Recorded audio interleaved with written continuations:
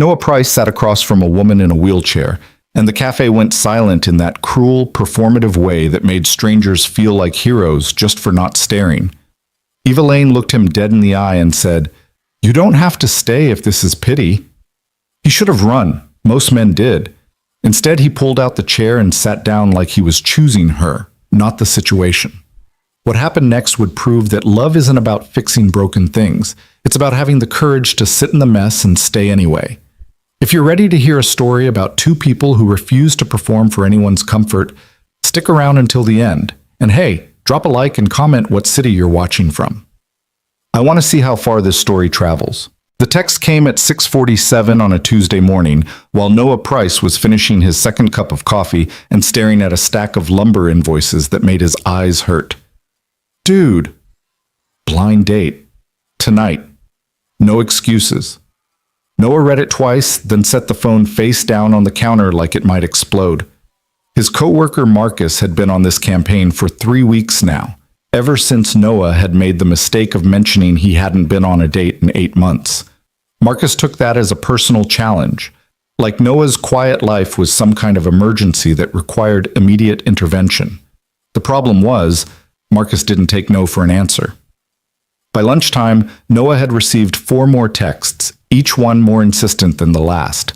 By 3 p.m., Marcus was standing at his workstation with his arms crossed and that look on his face. The one that said he'd already made plans and wasn't about to let Noah weasel out of them. "It's just coffee," Marcus said, like that made it simple. 1 hour. If it's terrible, you leave. If it's great, you thank me forever. Noah looked up from the 2x4 he was measuring. "And if I say no, then I'll assume you're planning to die alone in that apartment with nothing but power tools and regret." Noah almost smiled. Almost. "That doesn't sound so bad." "Dude." Marcus leaned against the sawhorse, his voice dropping into something more serious. "I'm not saying you have to marry the woman. I'm saying you've been walking around like a ghost for months. And maybe, just maybe, you need to remember what it's like to sit across from someone and have a conversation that isn't about plywood grades." Noah didn't answer right away. He finished his measurement, marked the cut line with a pencil, then straightened and met Marcus's eyes. "What's her name?" "Eva. Eva Lane. She's a friend of my girlfriend's. Illustrator, works from home, smart as hell, funny, doesn't take crap from anyone." Marcus paused, then added carefully, "She uses a wheelchair." Noah frowned. "Why are you telling me that?" "Because I don't want you to be weird about it." "I'm not going to be weird about it." "Good, then you'll go." Noah exhaled slowly, the kind of breath that felt like surrender. "Fine. 1 hour." Marcus grinned like he'd just won the lottery. 7 o'clock. That cafe on Hawthorne with the big windows, the one that does the lavender lattes. "I hate lavender lattes." "Then get regular coffee, man." "Jesus." Marcus clapped him on the shoulder and walked off, whistling something obnoxious and victorious. Noah stood there for a long moment, staring at the pencil in his hand, wondering what the hell he'd just agreed to. The cafe was exactly the kind of place Noah usually avoided. Exposed brick, mismatched furniture, chalkboard menus written in looping cursive that took 3 tries to decipher. It smelled like espresso and baked goods, and every table seemed occupied by someone with a laptop and an expression of deep, performative focus. Noah arrived at 6:55, because showing up early felt less awkward than showing up late. He ordered a black coffee from a barista with a nose ring and a shirt that said "locally annoyed," then turned to scan the room. That's when he saw her. She was sitting by the window, her back to the glass, her profile lit by the amber glow of the street lamp outside. Dark hair pulled into a loose bun, a gray sweater that looked soft enough to sleep in, and a sketchbook open on the table in front of her. Her left hand moved across the page in smooth, confident strokes, her right hand resting on the armrest of the wheelchair folded neatly beside her chair. Noah felt something shift in his chest, a strange, unnameable thing that wasn't quite fear and wasn't quite anticipation. It was more like recognition, though he couldn't explain what he was recognizing. He crossed the room slowly, his heartbeat doing something erratic and unhelpful. When he reached her table, she looked up, and the world seemed to hold its breath. Her eyes were dark and sharp, the kind of eyes that saw through bullshit in the first 3 seconds. She didn't smile right away. She just looked at him, really looked. And Noah had the sudden uncomfortable feeling that she was reading him the way he read blueprints, measuring angles and weak points before deciding if the structure would hold. "Noah?" she asked, and her voice was calm, almost careful. "Yeah." He cleared his throat. "Eva? That's me." She closed the sketchbook and set the pencil down, then folded her hands on the table. "You can sit, or you can leave. I won't be offended either way." Noah blinked. "Noah, why would I leave?" "Because most people do." She said it without bitterness, just as a fact. They see the chair, or they see the hand, and suddenly they remember they have somewhere else to be. So if that's you, let's skip the awkward part and call it now. Noah didn't move. He stood there, coffee in hand, feeling the weight of her words settle between them like a test he hadn't studied for. "I'm not going anywhere," he said quietly. Eva's expression didn't change, but something flickered in her eyes. Curiosity, maybe, or doubt. "You sure about that?" "Yeah." Noah pulled out the chair and sat down, setting his coffee on the table with more force than necessary. "I'm sure." For a long moment, neither of them spoke. The cafe hummed around them, conversations blending into white noise, the hiss of the espresso machine, the clink of spoons against ceramic. But their table felt like an island, separate and still. Finally, Eva leaned back in her chair and smiled, just a little. "Okay then, let's see if you mean it." Otam. The first 15 minutes were brutal. Not because Eva was difficult, she wasn't, but because Noah had forgotten how to do this. How to sit across from someone and make words come out in the right order. He fumbled through questions about her work, her neighborhood, whether she liked the cafe, and every answer she gave felt sharper and more interesting than anything he could think to say in return. "I illustrate children's books," she said, stirring her tea with her left hand, the motion smooth and practiced. "Mostly animals doing human things, you know, bears in business suits, rabbits solving crimes, that kind of thing." "That sounds amazing," Noah said, and meant it. "It's fine. Pays the bills. Keeps me from having to deal with people most of the time, which is a bonus." She took a sip of her tea, her eyes never leaving his. "What about you? Marcus said you build things." "Framing carpenter. I work on residential construction mostly, houses, additions, that kind of thing." "So you make things that last." Noah hadn't thought of it that way before, but it felt true. "I guess so." "That's good work." She set her cup down, and her gaze softened just slightly. "Most people spend their whole lives making things that don't matter. At least you're building something real." Noah didn't know what to say to that. He took a drink of his coffee, which had gone lukewarm, and tried to think of something clever or insightful.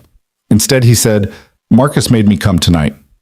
Eva laughed, an actual laugh, bright and unexpected. "Same. Jenna's been on my case for weeks. She thinks I'm becoming a hermit." "Are you?" "Absolutely." She grinned. "But I'm a very productive hermit. I get a lot of drawing done." "Then why'd you agree to this?" Her smile faded just a little, and she looked down at her hands. "Because sometimes it's easier to say yes than to explain why you want to say no." Noah understood that more than he wanted to admit. He nodded, and the silence between them shifted, less awkward now, more like an agreement. "Can I ask you something?" Eva said after a moment. "Yeah." "Why didn't you leave?" Noah frowned. "You already asked me that." "No, I asked if you were going to leave. I'm asking why you didn't." She leaned forward slightly, her eyes locking onto his. "Most guys, when they see the chair or when I tell them about the hand, they get this look, like they're doing math in their heads, figuring out if I'm worth the trouble. You didn't do that, so I'm asking why." Noah thought about it, really thought about it. He could have said something easy, something polite, but Eva didn't seem like the kind of person who wanted easy. "Because it doesn't matter," he said finally. "What doesn't?" "The chair, your hand, whatever happened." He met her eyes, steady and sure. "I came here to meet you, not to evaluate your body like it's a contractor estimate. So, yeah, I saw the chair, and I don't care." Eva stared at him for a long moment, and Noah couldn't tell if he'd said the right thing or the worst possible thing. Then, Slowly, her expression softened, and she smiled, really smiled, the kind of smile that felt like sunlight breaking through clouds. "Okay," she said quietly. "Okay." They stayed at the cafe for 2 more hours. They talked about everything and nothing, her favorite books, his least favorite building project, the ridiculous names people gave their pets, the best kind of weather for doing absolutely nothing. Eva was funny in a way that snuck up on you, dry and sharp and perfectly timed. Noah found himself laughing more than he had in months, and somewhere along the way, he stopped worrying about what to say next. When the barista started wiping down tables and flipping chairs onto tabletops, Eva glanced at the clock and sighed. "I think they're kicking us out." "Probably." Noah stood and grabbed his jacket from the back of the chair. "Can I walk you out?" "Sure." She reached for her wheelchair, unfolded it with practiced ease, and transferred from the chair to the seat in one smooth motion. Noah watched without staring, the same way he'd watch someone tie their shoes. Just a thing people did, nothing more. Outside, the air was cool and damp, the kind of Portland evening that hinted at rain but hadn't committed yet. Eva wheeled toward the curb where a small, accessible van was parked under a street lamp. "This is me," she said, stopping beside the driver's door. Noah nodded. "Thanks for tonight. I had a good time." "Me too." She looked up at him, her expression unreadable. "You want to do it again?"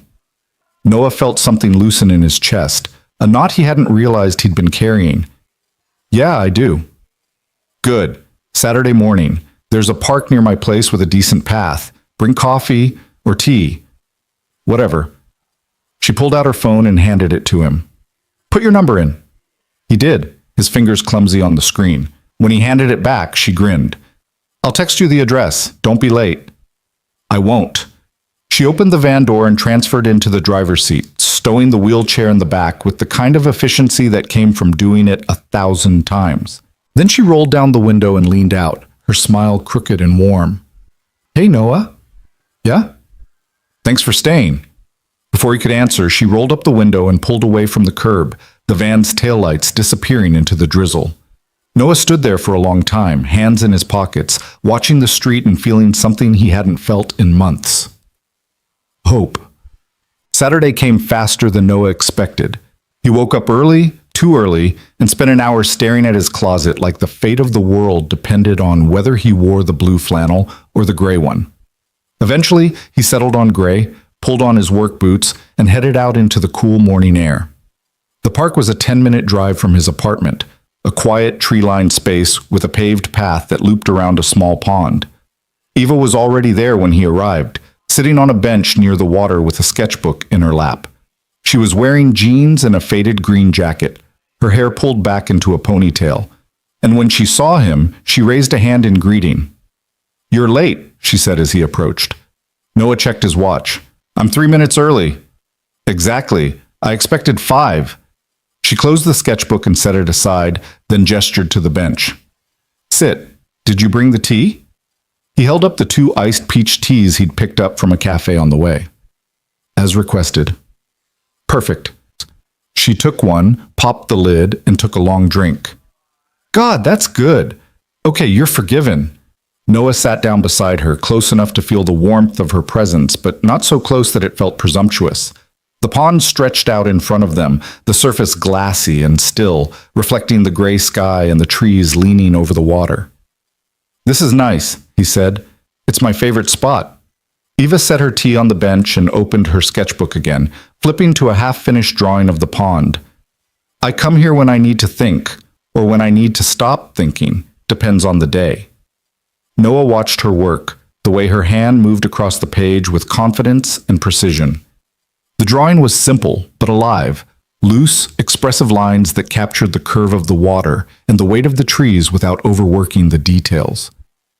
"You're really good," he said. "Thanks. It's easier when the subject doesn't move." She glanced at him, a small smile tugging at her lips. "People are harder. They fidget."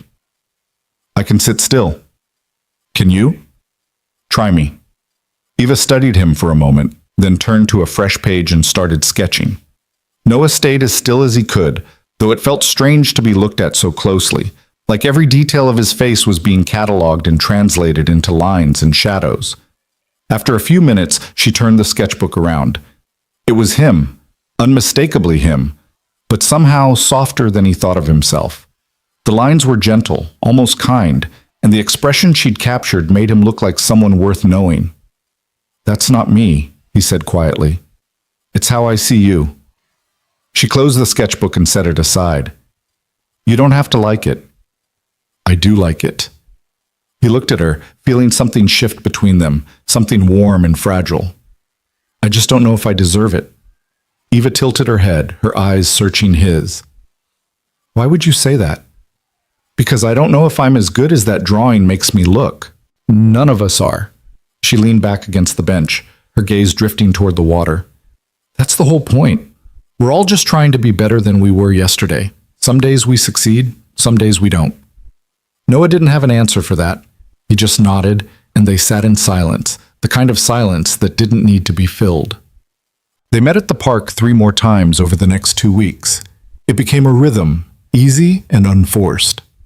Saturday mornings, iced tea, the bench by the pond.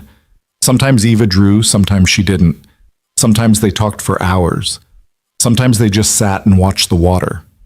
Noah learned that she liked true crime podcasts and hated cilantro, that she'd grown up in Eugene and moved to Portland for college, that she'd been in a car accident 2 years ago and had spent 6 months learning how to live in a body that didn't work the way it used to.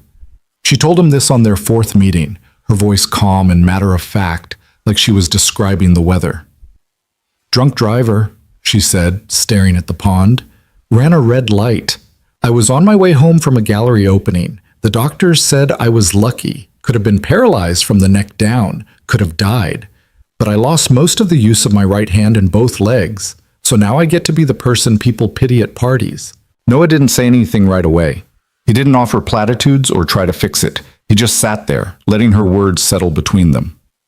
Finally, he said, "Do you hate it? The pity?" "Every single second." She turned to look at him, her eyes fierce.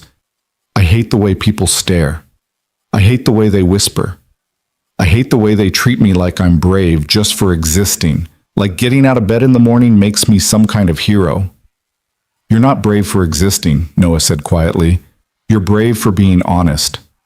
Eva's expression softened just a little. "You really believe that?" "Yeah, I do."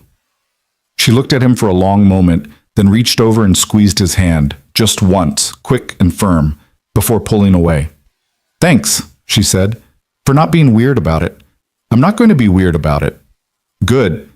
She picked up her tea and took a long drink, her gaze drifting back to the water. "Because I really like these mornings, and I don't want to lose them." Noah smiled. "You won't." The outdoor concert was Eva's idea. "There's this thing at Laurelhurst Park," she said one Saturday morning, scrolling through her phone. "Local band, food trucks, the whole deal. You want to go?" Noah hesitated. He wasn't great with crowds, too much noise, too many people, too many chances for things to go wrong. But Eva was looking at him with that hopeful expression, and he found himself nodding before he could think better of it. "Sure, sounds fun." "Liar," she grinned, "but I appreciate the effort." The concert was that evening, and Noah showed up at Eva's apartment at 6 to pick her up. She lived on the 2nd floor of an old brick building with a ramp out front and an elevator that groaned like it was on its last legs. When she opened the door, she was wearing a sundress and a denim jacket, her hair loose around her shoulders, and Noah forgot how to breathe for a second. "You clean up nice," she said, eyeing his button-down shirt. "You too." He cleared his throat. "You ready? Let's do it." The park was packed when they arrived, blankets spread across the grass, kids running in circles, the smell of grilled onions and fried dough thick in the air.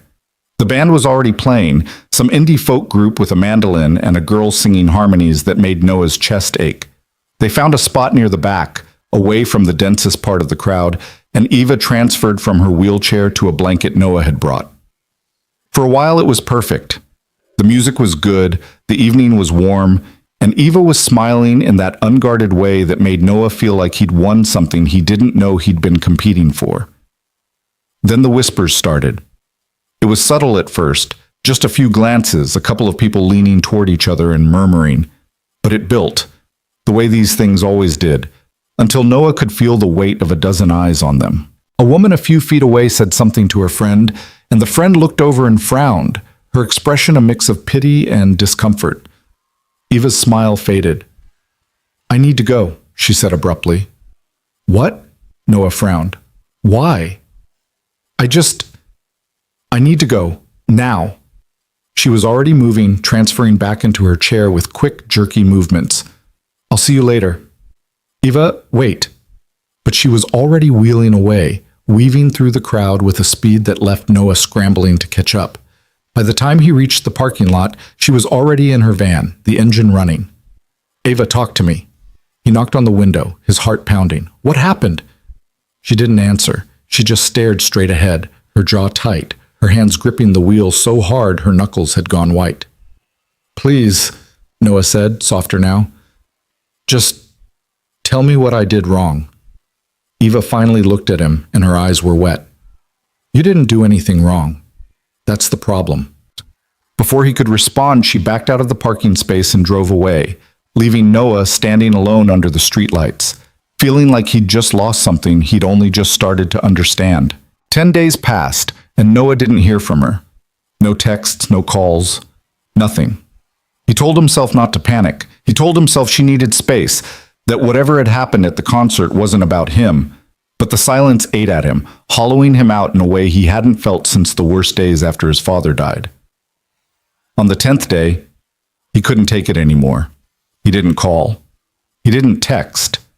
Instead, he sat down at his kitchen table with a piece of sketch paper and a pencil, and he drew. He wasn't an artist, not like Eva, but he tried.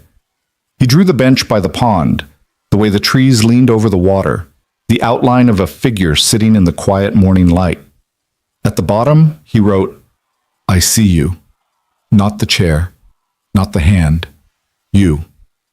He folded the paper, drove to her apartment, and left it in her mailbox. Then he went home and waited. 2 days later, an envelope appeared in his mailbox. Inside was a drawing, clean, precise, unmistakably Eva's work. It was him, sitting on the bench, looking out at the water. And beneath it, in her careful handwriting, "I disappeared because I didn't believe I deserved someone who stayed. I'm sorry."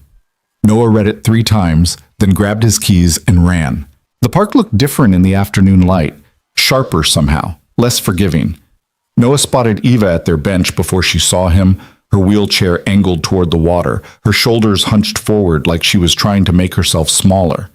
He slowed as he approached, his breath coming hard from the run, and when she finally turned to look at him, her eyes were red-rimmed and cautious.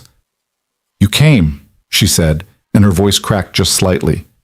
"Of course I came." Noah stopped a few feet away, giving her space, giving himself room to think. "You sent me a drawing. What was I supposed to do?" "I don't know." She looked down at her hands, fingers twisting together in her lap. Most people would have taken the hint and moved on. I'm not most people. I'm starting to figure that out. She exhaled slowly, then gestured to the bench beside her. "Sit, please. I owe you an explanation." Noah sat, close enough to hear her breathe, but far enough that she didn't feel crowded. The pond stretched out in front of them, the same as it had been every Saturday morning, but everything felt different now. Heavier, more fragile. "I panicked," Eva said finally, her voice barely above a whisper. "At the concert, I saw the way people were looking at us, and I couldn't handle it. I know that's not fair to you. I know you didn't deserve to be left standing there like that. But I couldn't breathe, Noah. I felt like I was drowning in their pity." "You don't have to explain." "Yes, I do." She turned to face him fully, and the raw honesty in her eyes made his chest ache. "Because if we're going to do this, whatever this is, you need to understand something about me. I'm not easy. I'm not uncomplicated. There are going to be days when the stares are too much, when I shut down and push you away, and I need to know if you can handle that." Noah thought about it, really thought about it. He could have said something reassuring, something that glossed over the hard parts. But Eva deserved better than that. "I don't know if I can handle it," he said honestly. but I want to try. Eva's expression shifted, surprise flickering across her face. That's not what I expected you to say. What did you expect? I don't know. Something about how it'll be fine, how love conquers all, that kind of thing. She smiled, but it was sad around the edges. Something easier than the truth. The truth is I'm not good at this, Noah admitted.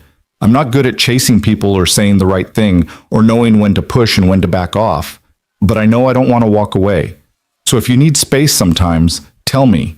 If you need me to show up, tell me that too. Just don't disappear without a word because that... He stopped, swallowing hard. That's the only thing I can't handle. Eva was quiet for a long moment, her eyes searching his face like she was trying to memorize every detail. Then slowly she reached over and took his hand, her fingers threading through his in a grip that felt like an anchor. Okay, she whispered.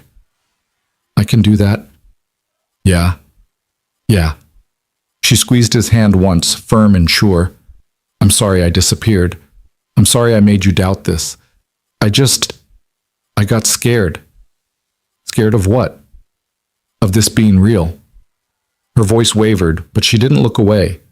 Of letting myself believe that someone could see me, all of me, and still choose to stay. Because if I believe it, and then you leave, I don't know if I'll survive it. Noah's throat tightened. He'd felt that way before, after his father died, after the world had proven itself capable of taking away the things he loved most. He understood fear like that, the kind that made you build walls just to keep yourself from falling apart. I can't promise I'll be perfect, he said quietly, but I can promise I'm not going anywhere unless you tell me to go. Eva's eyes filled with tears, but she blinked them away and smiled, genuinely smiled, the kind of smile that felt like sunrise. That's the best promise anyone's ever made me. They sat there for a long time, hands clasped, watching the light shift across the water. And when Eva finally spoke again, her voice was steadier, lighter.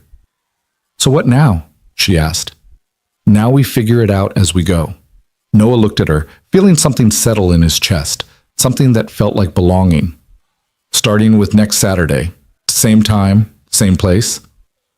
You sure you want to keep doing this? I'm sure. Eva leaned her head against his shoulder, and Noah felt the weight of her trust like a gift he hadn't known he needed. Okay then, next Saturday. But you're bringing scones this time. The lemon ones from that bakery on Division. Deal. The following Saturday arrived wrapped in rain, the kind of steady drizzle that turned Portland into a watercolor painting. Noah showed up at the park anyway, scones in hand and his jacket soaked through, and found Eva waiting under the shelter of a covered pavilion near the pond. You're insane, she said, laughing as he jogged over. It's pouring. You said Saturday. You didn't say the weather had to cooperate. He handed her the bag of scones and shook the rain from his hair like a dog. Besides, I've worked in worse. Framing carpenter logic. Eva opened the bag and pulled out a scone, breaking off a piece and popping it into her mouth. Oh my God, these are perfect. Told you. They ate in comfortable silence, the rain drumming on the pavilion roof above them, the air smelling like wet earth and fresh bread. Noah watched Eva out of the corner of his eye, the way she savored each bite, the way her shoulders had relaxed since he'd arrived. It felt like a small victory, proof that they were figuring this out one Saturday at a time. Can I ask you something? Eva said after a while, brushing crumbs from her lap. Sure. Why'd you agree to the blind date in the first place? Marcus said you hadn't been on one in months. Noah shifted, uncomfortable under the weight of the question. I don't know. I guess I got tired of coming home to an empty apartment every night. That's honest. You asked. Eva smiled, but there was something thoughtful in her expression. What happened? To make you stop dating, I mean. You don't have to tell me if you don't want to. Noah was quiet for a long moment, debating how much to share. But Eva had been honest with him about her scars, her fears. He owed her the same. My dad died 3 years ago, he said finally. Heart attack. He was 56, healthy as far as we knew, and then one day he just wasn't there anymore. After that, I kind of shut down. Threw myself into work, stopped seeing friends, stopped trying to meet people. It was easier that way. Easier than what? than caring about someone and risking losing them again. Eva's hand found his, her grip warm and grounding. I get that, more than you know. Yeah? Yeah. She looked out at the rain, her voice soft but steady. After the accident, I spent a year convinced I'd never have a normal relationship, that no one would want to deal with the chair, the limitations, all of it. So I stopped trying, stopped putting myself out there. It felt safer to be alone than to be rejected. But you agreed to the blind date. Because Jenna wouldn't shut up about it. Eva laughed, but there was a hint of something raw beneath it. And because I was tired of being safe, tired of living like I was already dead. Noah squeezed her hand. I'm glad you said yes.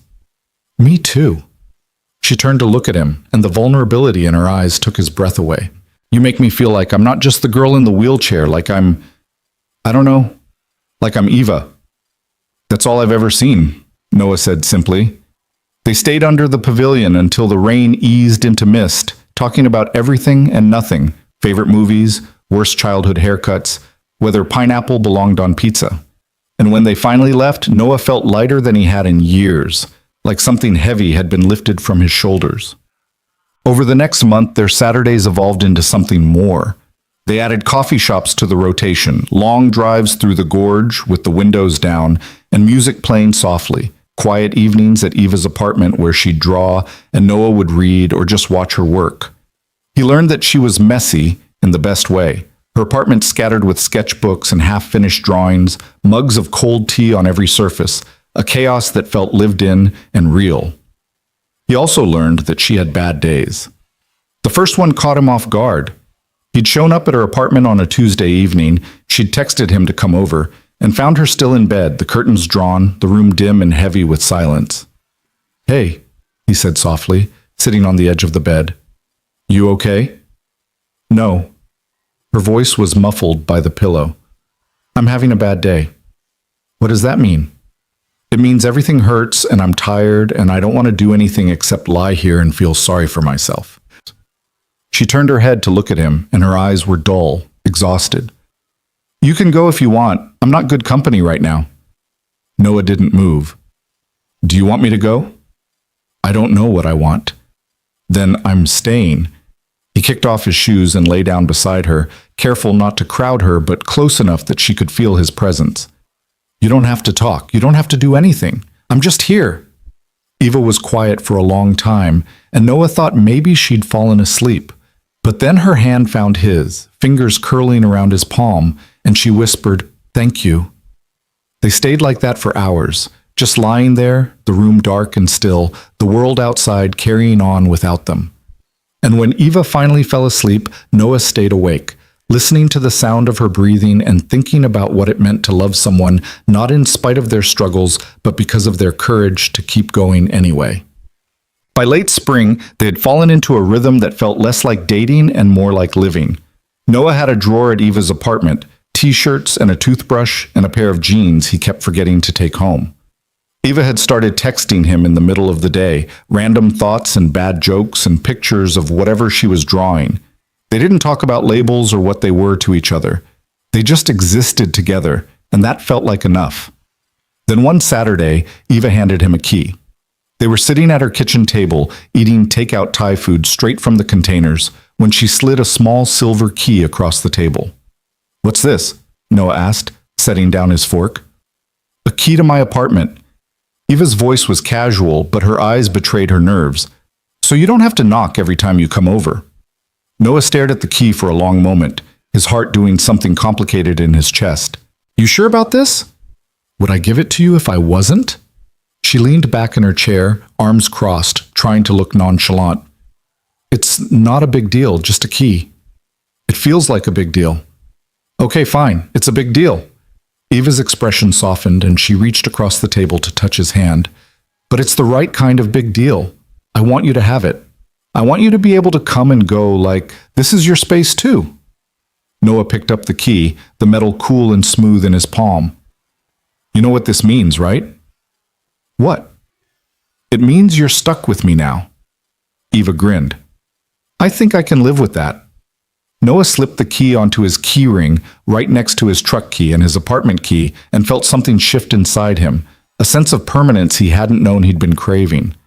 "Thank you," he said quietly. "For what?" "For trusting me enough to give me this." Eva's eyes shimmered, but she blinked the emotion away and picked up her fork. "Don't make it weird, Price. Just use the key and stop knocking like a stranger." "Yes, ma'am."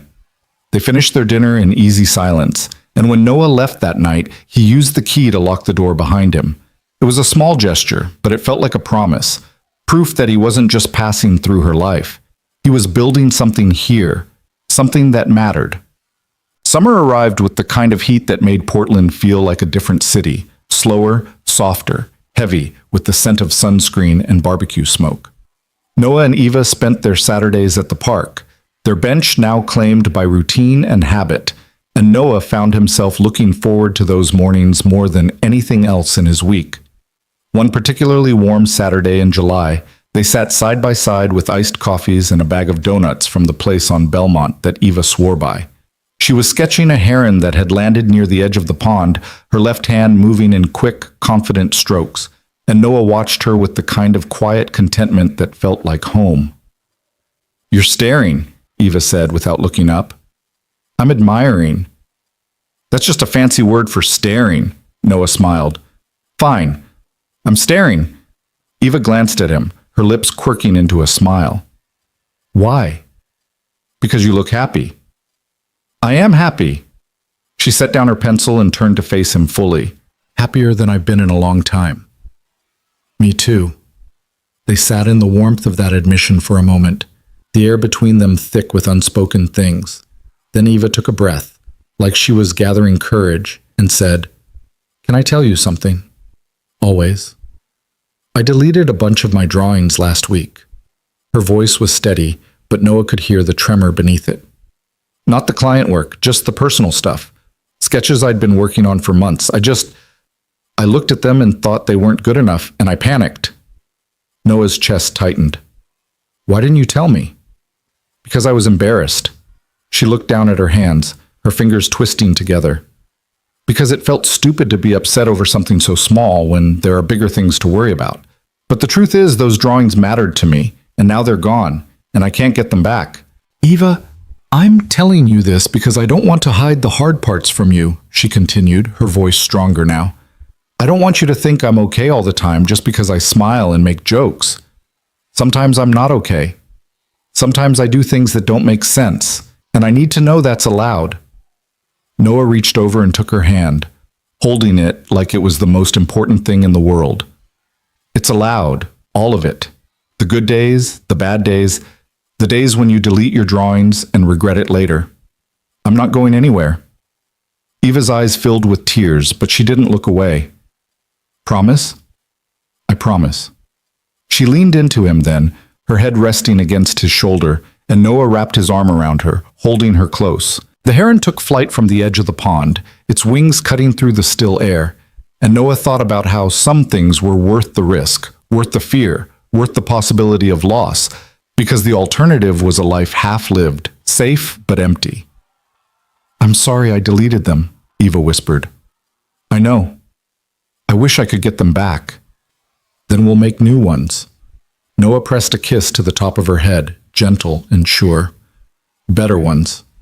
Eva pulled back just enough to look at him, her eyes still wet but brighter now. "You really believe that?" "Yeah, I do." She smiled, small and fragile but real, and Noah felt the weight of her trust settle over him like a benediction. The weeks that followed were some of the best Noah had ever known. They fell into a pattern that felt less like routine and more like ritual. Saturday mornings at the park, weeknight dinners at each other's apartments, stolen afternoons when Noah finished work early and showed up at Eva's door with coffee and bad puns. She started keeping his favorite beer in her fridge, and he started learning how to cook the meals she loved. Stir-fry with too much garlic, grilled cheese with tomato soup, pancakes on Sunday mornings when they had nowhere to be. They didn't talk about the future. They didn't need to. The present felt full enough, rich with the kind of intimacy that came from showing up day after day, even when it was hard. But there were still moments when the weight of the world pressed in. Like the day they went to the farmer's market downtown, and a little girl pointed at Eva's wheelchair and asked her mother in a loud, piercing voice, "What's wrong with that lady?" The mother had shushed her quickly, embarrassed, but the damage was done. Eva's face had gone blank, her smile frozen in place, and Noah had felt the familiar tightness in his chest, the helpless anger at a world that couldn't see past the surface. They'd left the market early, walking in silence back to the truck, and it wasn't until they were sitting in the cab with the doors closed that Eva finally spoke. "I hate that it still gets to me," she said quietly. "I should be used to it by now." "You don't have to be used to it." Noah reached over and took her hand. "It's okay to be angry." "I'm not angry."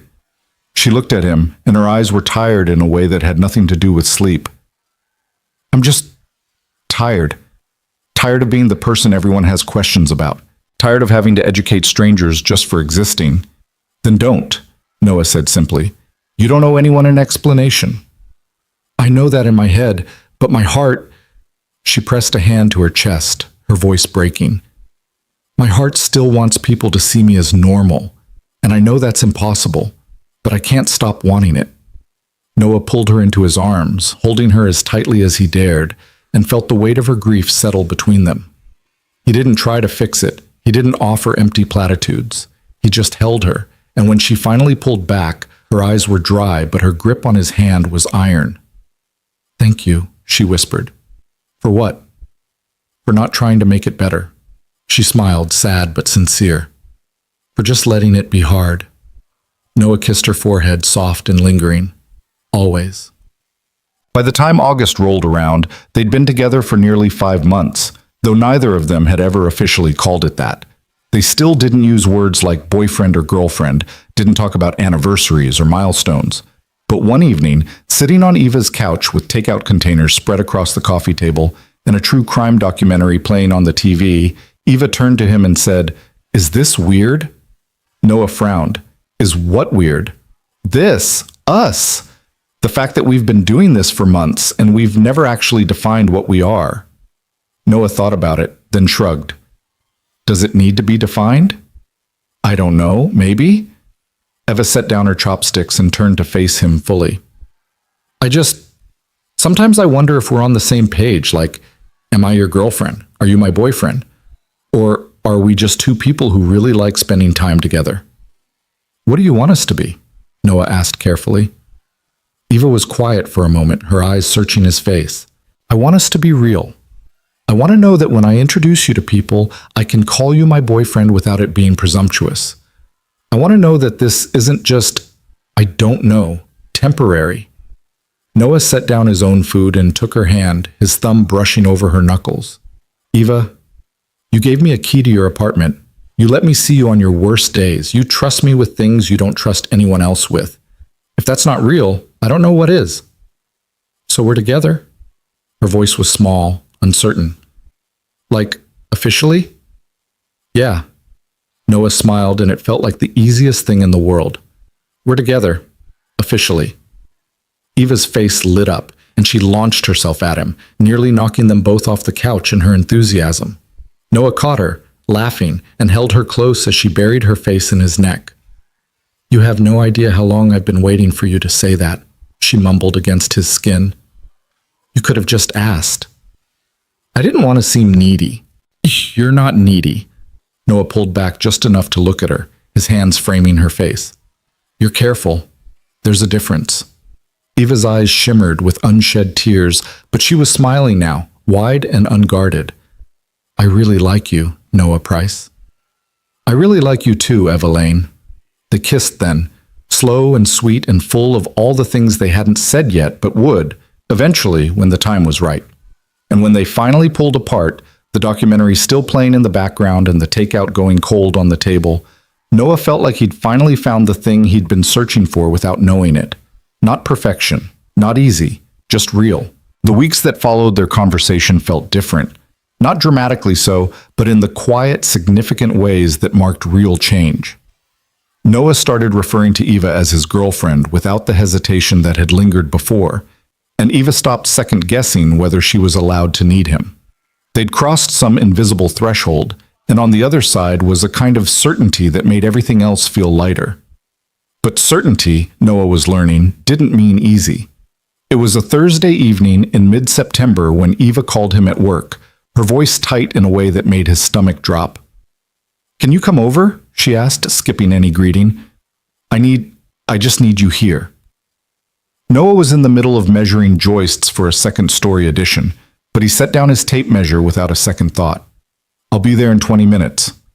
"Thank you," she whispered, and then the line went dead. Noah made it in 15, his truck skidding slightly on the wet pavement as he pulled into her building's parking lot. He took the stairs 2 at a time, his heart hammering against his ribs, and let himself in with the key she'd given him months ago. He found her in the bedroom, sitting on the edge of the bed with her wheelchair beside her and her sketchbook open on her lap. She wasn't drawing. She was just staring at a blank page, her left hand gripping the pencil so tightly her knuckles had gone white. "Hey," Noah said softly, crossing the room to sit beside her. "What's going on?" Eva didn't look at him. "I had a doctor's appointment today. Follow-up from the accident. They do them every 6 months to check nerve function, range of motion, all that fun stuff." "Okay." Noah kept his voice calm, steady. "How'd it go?" "They said I'm doing great, better than expected, actually. The therapist said I've adapted remarkably well, and the neurologist said my function is stable." She finally looked at him, and her eyes were hollow. And all I could think was, this is it. This is as good as it gets, and I should be grateful, right? I should be happy that it's not worse. "But you're not," Noah said quietly. "No." Her voice cracked. "I'm not. Because stable means I'm never getting better. It means this is my life now. The chair, the limited hand function, all of it. Forever. And I know I should have accepted that by now, but I haven't. I keep waiting for some miracle, some breakthrough treatment, something that'll make me whole again. And today they basically told me to stop waiting." Noah's chest ached. He wanted to fix it, to say something that would take away her pain, but he knew there were no words for this kind of grief, the kind that came from mourning a version of yourself that would never exist again. "I'm sorry," he said, because it was the only honest thing he had. "I don't want you to be sorry." Eva set the sketchbook aside and turned to face him, her eyes fierce despite the tears streaming down her cheeks. "I want you to tell me it's okay to be angry. I want you to tell me I'm allowed to hate this without it meaning I'm ungrateful or weak. I want—" She stopped, her breath hitching. "I want to know that you're not going to leave when you realize this is never going to get easier." Noah reached for her, pulling her into his arms with a certainty that came from the deepest part of himself. "I'm not leaving. Not now. Not ever. And you are allowed to be angry. You're allowed to hate this. You're allowed to grieve the life you thought you'd have. None of that makes you weak." Eva clung to him, her face pressed against his chest, and sobbed, deep, wrenching sounds that tore through the quiet apartment. Noah held her through it, his own eyes burning with tears he wouldn't let fall, and thought about how love wasn't just about the good days. It was about holding someone while they shattered and trusting that they'd find a way to put themselves back together. When Eva finally pulled back, her face was blotchy and her eyes were swollen, but there was something lighter in her expression, like she'd been carrying a weight she'd finally been allowed to set down. "I'm a mess," she said, laughing weakly. "You're human." Noah brushed a strand of hair from her face. "And you're allowed to be a mess sometimes. You keep saying that, because you keep needing to hear it." Eva smiled, small and fragile but real. "What did I do to deserve you? You said yes to a blind date with a guy who showed up in work boots." Noah kissed her forehead, soft and lingering. Everything else was just details. They stayed like that for a long time, wrapped in each other and the quiet understanding that some days were harder than others, and that was okay. And when Eva finally fell asleep, exhausted from crying, Noah stayed awake beside her, one hand resting on her shoulder like a promise he intended to keep. October arrived with crisp air and the smell of wood smoke, and Noah and Eva celebrated their unofficial 6-month mark by doing absolutely nothing special. They ordered pizza, watched a horror movie that made Eva scream and clutch Noah's arm, and fell asleep on the couch tangled together like they'd been doing this for years instead of months. It was the kind of ordinary that felt extraordinary, proof that they'd built something real and lasting without needing grand gestures or dramatic declarations. But as comfortable as they'd become, Noah was starting to realize that comfort could be a double-edged sword. It made you forget to pay attention to the small shifts, the tiny fractures that could grow into chasms if left unchecked. The first sign came on a Saturday morning at the park. They were sitting at their bench with coffee and pastries from the bakery on Division, and Eva was quieter than usual, not withdrawn exactly, but distracted, like her mind was somewhere else entirely. Noah noticed but didn't push, figuring she'd talk when she was ready. After 20 minutes of silence, she finally spoke. "Do you ever think about the future?" Noah glanced at her, surprised by the question. "Sometimes? Why?" "I just wonder what it looks like. For us, I mean." She was staring at the pond, her expression unreadable. "We've been together for 6 months, and it's been really good. Better than I thought possible. But we never talk about where this is going. Do we need to?" "I don't know." Eva turned to look at him, and there was something vulnerable in her eyes. "I guess I'm just wondering if you see a future with me, like a real one, or if this is just, I don't know, a nice thing that'll eventually run its course." Noah felt a flicker of panic in his chest, not because he didn't see a future with her, but because he hadn't thought about it in concrete terms. He'd been so focused on the present, on getting through each day and proving he could be the person she needed, that he hadn't let himself imagine what came next. "I see a future," he said carefully. "I just haven't figured out what it looks like yet." "Okay." Eva nodded, but Noah could see the disappointment in her face. "That's fair." "Is that not enough?" Noah asked, his voice sharper than he intended. "I'm here, aren't I? I show up every day. I gave you everything I have to give. What else do you want from me?" Eva flinched, and Noah immediately regretted his tone. But before he could apologize, she spoke, her voice quiet but firm. "I don't want more from you, Noah. I just want to know that we're building towards something instead of just existing in this perpetual present. I need to know that when things get hard, and they will get hard, you're going to stick around because you've decided I'm worth it, not just because you're too polite to leave." "That's not fair," Noah said, his jaw tight. "I've proven I'm not going anywhere." "Have you?" Eva's eyes flashed with something Noah had never seen before. Anger, maybe, or frustration.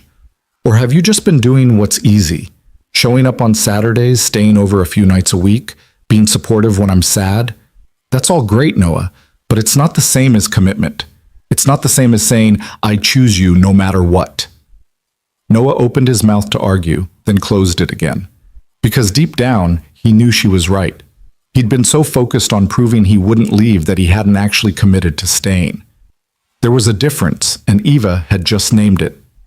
"I don't know how to do this," he admitted finally, his voice rough. "I don't know how to promise you forever when I'm still figuring out how to get through today without screwing it up." Eva's expression softened, and she reached for his hand. "I'm not asking for forever right now. I'm just asking you to think about it, to imagine what it could look like, because I can't keep doing this if we're not moving in the same direction. And if I can't give you that answer yet, then I guess we figure it out together." She squeezed his hand, and Noah felt the weight of her words settle over him like a challenge. "But Noah, I need you to actually think about it, not just assume we'll figure it out eventually." Noah nodded, his throat tight. "Okay, I will." They sat in silence for a while longer, the easy comfort of their Saturday mornings replaced by something heavier, more uncertain. And when they finally left the park, Noah felt like they'd crossed another threshold, only this time he wasn't sure what was waiting on the other side. The conversation haunted Noah for days. He went to work, framed walls, measured angles, but his mind kept circling back to Eva's question. What did the future look like? And more importantly, did he want the same things she did? The truth was, Noah had never been good at planning ahead. His whole life had been about surviving one day at a time. After his father died, after relationships fell apart, after the world proved itself capable of taking away the things he loved. Planning for the future felt like tempting fate, like admitting he believed in something permanent when experience had taught him nothing ever was. But Eva deserved better than that. She deserved someone who could look her in the eye and say, "Yes, I see a life with you," and mean it without reservation. On Thursday evening, Noah showed up at Eva's apartment with Thai food and a bottle of wine he'd picked up on the way. She let him in without a word, and they ate in relative silence, the weight of unspoken things pressing down on them like humidity before a storm. Finally, Noah set down his fork and said, "I've been thinking about what you said, about the future." Eva looked up, her expression carefully neutral. And? And I don't have all the answers yet, but I know I want to try.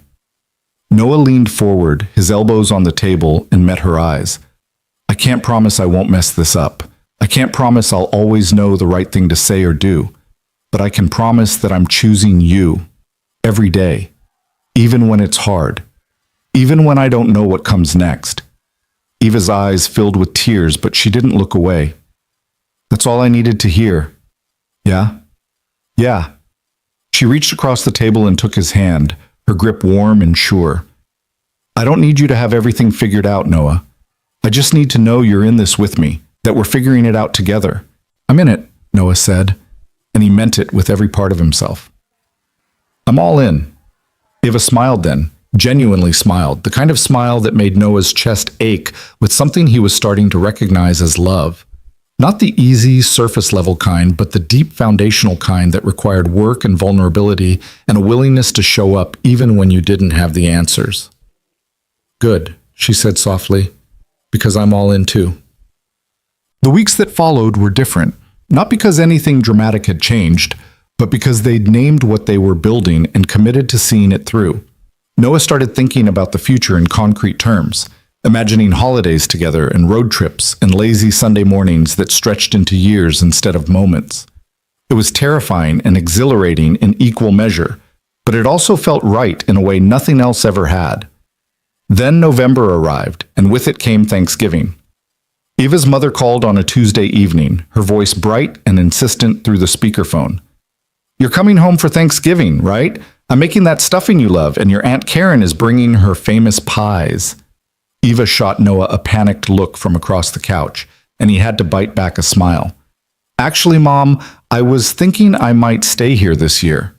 There was a long pause on the other end of the line. Stay there? Why? Because I have plans. Eva glanced at Noah again, her expression both nervous and hopeful.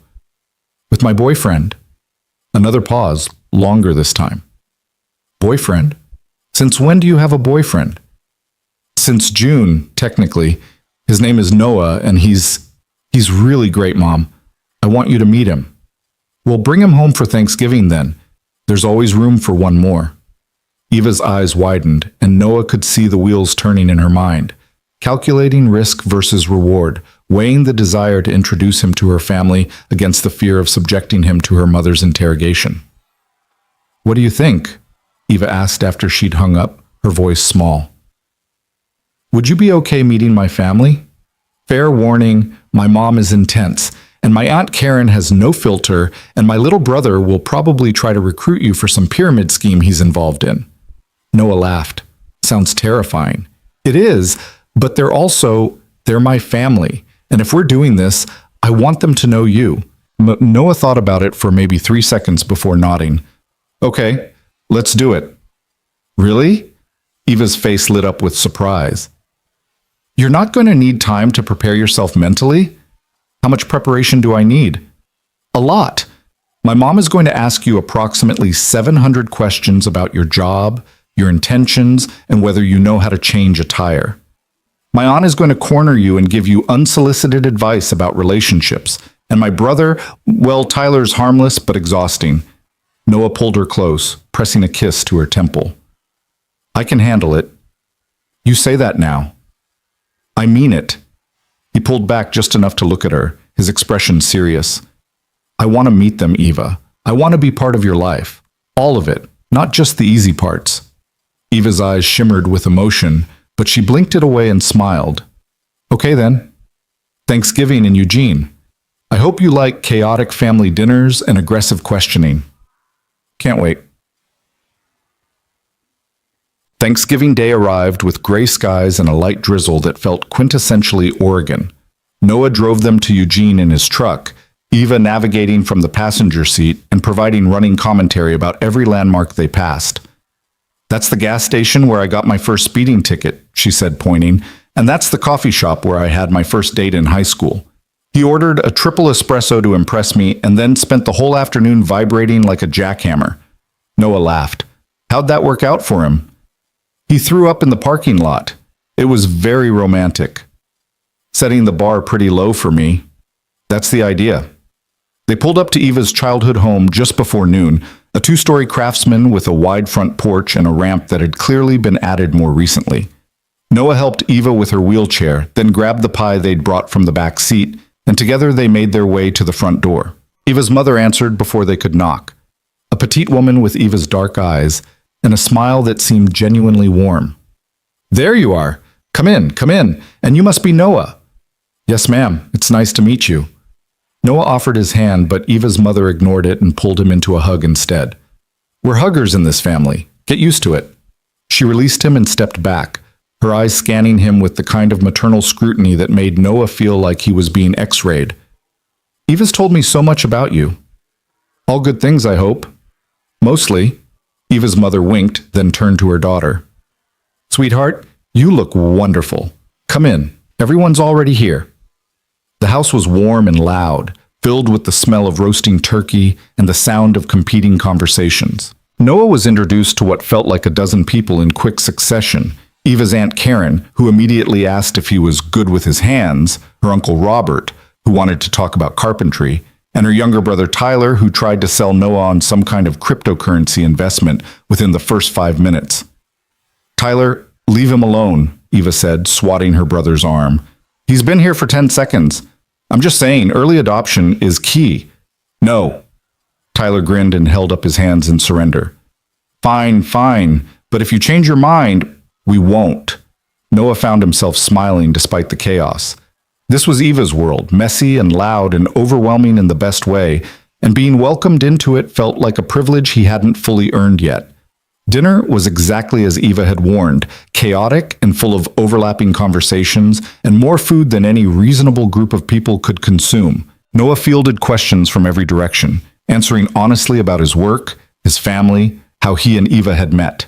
And when Eva's mother asked with pointed casualness whether he had serious intentions regarding her daughter, Noah met her eyes and said simply, "Yes, ma'am, very serious."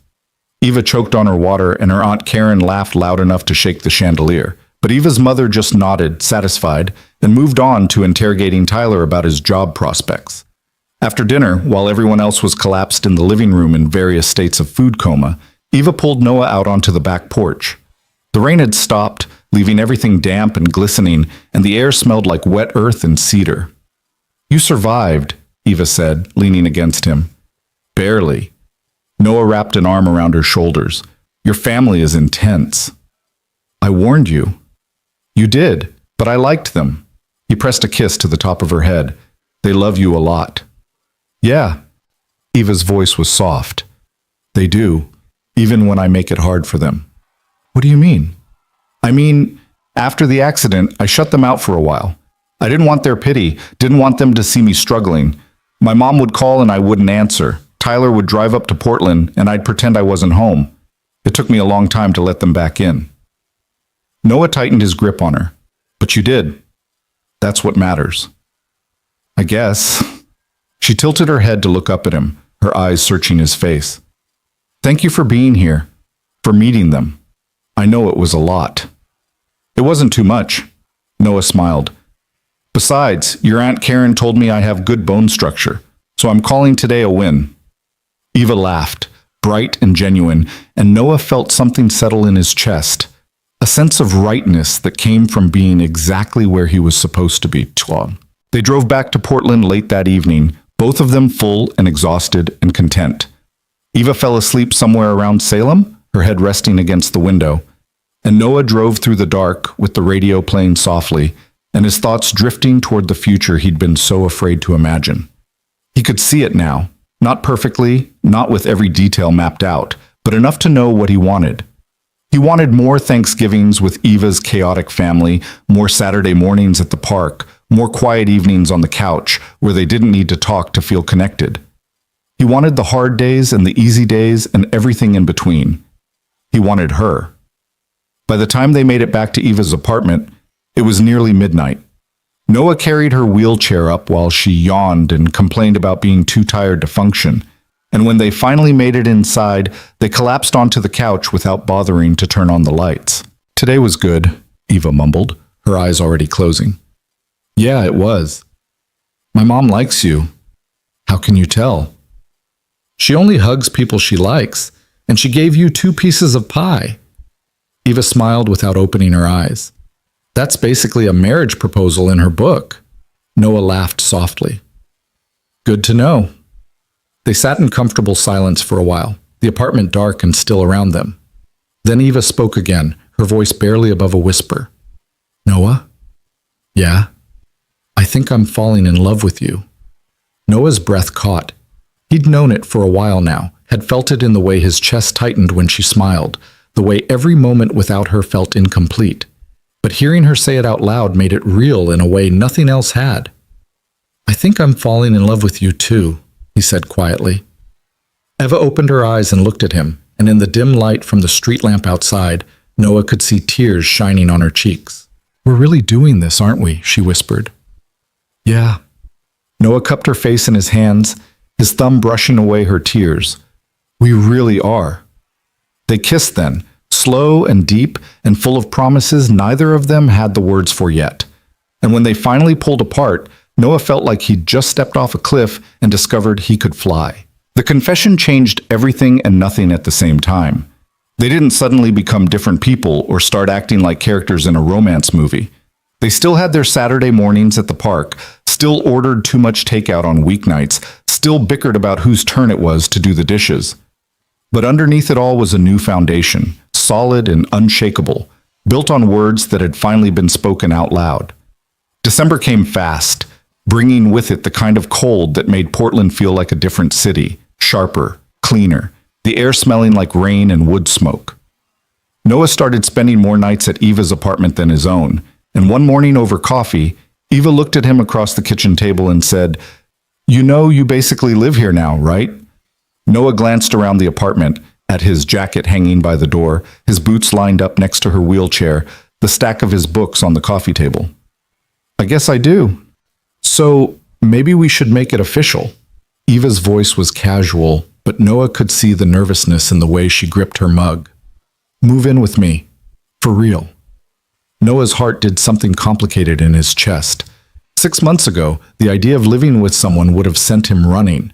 But now, sitting across from Eva in the morning light with her hair still messy from sleep and her eyes full of hope, it felt like the most natural thing in the world. You sure about that? He asked, because he needed to hear her say it. I'm sure.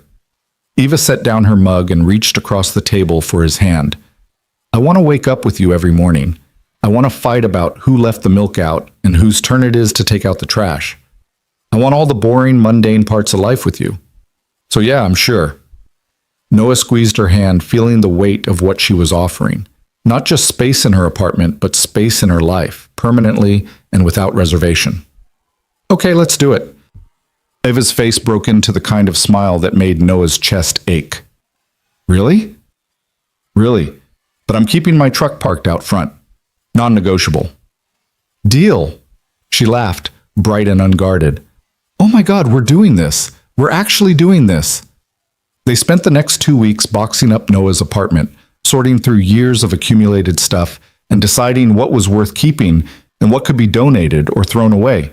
It was tedious work, made longer by the fact that Eva kept getting distracted by old photos or random objects that sparked stories Noah had never heard before.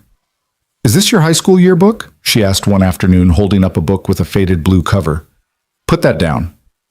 Oh, I'm definitely looking at this. She flipped it open, her eyes scanning the pages with gleeful curiosity. Oh my God, Noah, your hair! I was 16. Everyone's hair was terrible in 2015. Yours was especially terrible. She held up a photo of Noah with hair that stuck up in every direction like he'd been electrocuted. What were you thinking? I was thinking I wanted to impress a girl named Ashley who sat in front of me in algebra. Did it work? Not even a little bit. Eva laughed so hard she nearly fell out of her wheelchair, and Noah couldn't help but smile despite his embarrassment. This was what he wanted. someone who could find joy in his awkward teenage years, someone who made even the boring parts of life feel significant. By mid-December, Noah had officially moved in. His furniture was integrated with Eva's, his clothes hung in half the closet, his toothbrush sat next to hers in the bathroom.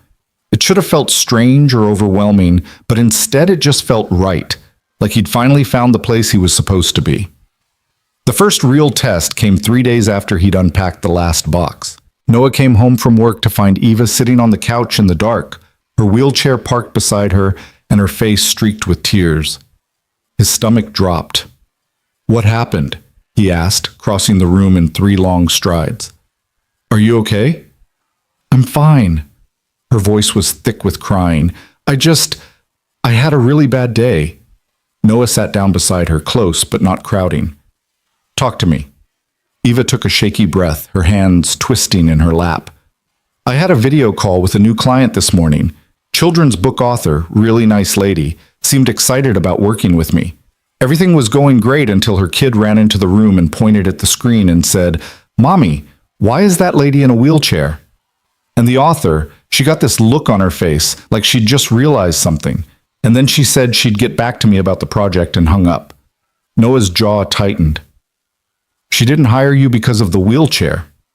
"She didn't say that, but I know that's why." Eva's voice broke. "And the worst part is, I can't even call her out on it because she'll just say she went with someone else or the budget changed or whatever excuse people use when they don't want to admit they're discriminating. I'm so tired of this, Noah. I'm tired of being qualified and talented and still losing work because people can't see past the chair." Noah pulled her into his arms, holding her while she cried against his chest. He wanted to fix it, wanted to call that author and tell her exactly what he thought of her prejudice, but he knew that wouldn't help. All he could do was be here, solid and present, while Eva grieved the unfairness of a world that couldn't see her worth. "I'm sorry," he said quietly. "You deserve better than this." "I know I do, but knowing it doesn't make it hurt less." They sat like that for a long time, the apartment dark and quiet around them. Eventually, Eva's tears slowed, and she pulled back just enough to look at him. "Thank you for being here," she whispered. "Where else would I be?" "I don't know, but a lot of people wouldn't stick around for this, for all the ugly, hard parts." Noah cupped her face in his hands, his thumbs brushing away the last of her tears. "I'm not a lot of people, and I'm not going anywhere." Eva closed her eyes and leaned into his touch, and Noah felt the weight of her trust settle over him like a vow. Yet, Christmas arrived with unexpected snow, rare for Portland, but magical when it happened. Noah and Eva spent Christmas Eve at his apartment. He'd kept the lease through the end of the year, wrapping presents and drinking spiked hot chocolate while holiday movies played in the background. It felt easy and comfortable, like they'd been doing this for years instead of months. "I got you something," Eva said around 10 o'clock, pulling a small wrapped box from her bag. Noah raised an eyebrow. "We said no gifts." "We said no expensive gifts. This doesn't count." She handed him the box, her expression nervous. "Open it." Noah unwrapped it carefully, revealing a small wooden box with a brass clasp. Inside, nestled in tissue paper, was a key on a simple leather cord. "It's the key to my apartment," Eva explained. "I mean, you already have a key, but this one's different. It's symbolic. Like, you're not just staying with me temporarily. This is your home now. Our home." Noah's throat tightened. He lifted the key from the box, feeling the weight of it in his palm, and thought about how far they'd come from that first awkward coffee shop date. "Thank you," he said quietly. "I love it." "There's an inscription on the back." Noah flipped the key over and read the words etched into the metal. "Home is wherever you are."